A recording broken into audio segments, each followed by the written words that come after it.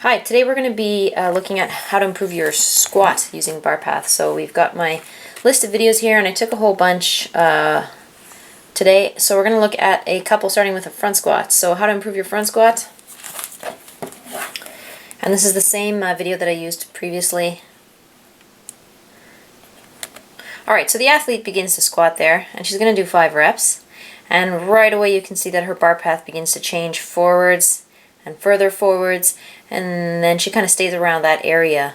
So her first squat was not as deep and it was not as flexible. Okay, so what do we attribute this to? I'm going to continue letting it go. So what do we attribute this to? The first squat that she did, she was more on her heels and she did not lean as far forward, so the flexibility in her Achilles was not as tight as these ones. And the second reason that she's tipping forward is because she's flexing more in the hip. I'm going to play that again. Watch the first one. Watch her body position. Okay. And then the subsequent ones, she begins to lean slightly further forwards. Alright. Now we're going to go back and see if we can see any other squats. So I'm going to give you a few key points to look for in your squats to improve your squats. And the very first thing that we're hearing a lot about is the knee tracking. Where are your knees going? So when you push up on your squat, you want to make sure that your knees are pushing outwards.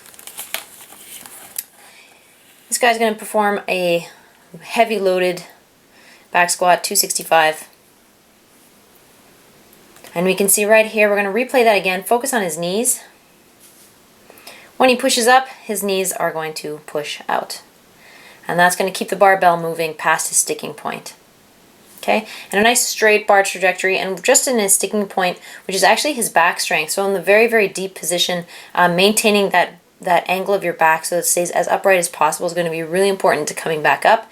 And right there where he quivered, you can see his knees stop articulating and his back articulated. So he gets stuck and he opens up with his back. Okay, we're going to go back. We're going to try one more. See what else we can find here. Here's about a 200-pounder per back squat. Okay, this is actually a perfect squat, and if you want to squat well, you should squat like this. Watch the angle of his back and the angle of his hip, and I really like this point because he actually does go deeper than most people would. So this is about a parallel squat. His head is in a perfect position. His back is at a nice angle. You can see the angle of his back. Okay, and we'll finish playing it. He goes all the way down and comes back up. Very nice. We'll check it out again. So the back angle should stay super, super tight. Knees are tracking outwards. And of course the head is looking up, so you want to distribute the weight of your head as far back as possible. That's going to help you stand up. Watch it one more time.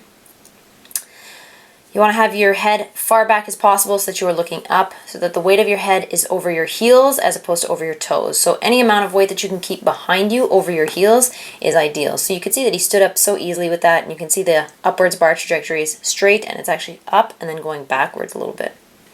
So a really nice bar path there. We're going to take a look at another one. Here's a heavier one even. 275-pound back squat. And you can see from the velocity graph also that his descent and his ascent are very, very slow. And there's a point here where he pauses, he's able to move up a little bit, and then he's unable to complete the lift. So he's now going down, brings the bar up, loses speed, and is unable to complete the lift. And in this case, there's a big, he moved all the way from here. You can see he's leaning so far forwards that his back angle, again, he's losing his back angle. He's bending too far at the hips, unable to keep the bar over his heels, and he loses the bar. It's actually a good one. You can really see how far forward the bar moves. So we really want to keep the bar over the heels. So the bar is right over the heels here. As he descends, he moves forwards, especially in the last half of the squat. He's unable to get the bar back over his heels. So ways to keep the bar over your heels: don't forget to contract with your glutes. Don't forget to keep the knees tracking wide. That's going to activate the glutes and keep the barbell upright. And finally, try and keep your back angle, that's the angle of your hip, as upright as possible.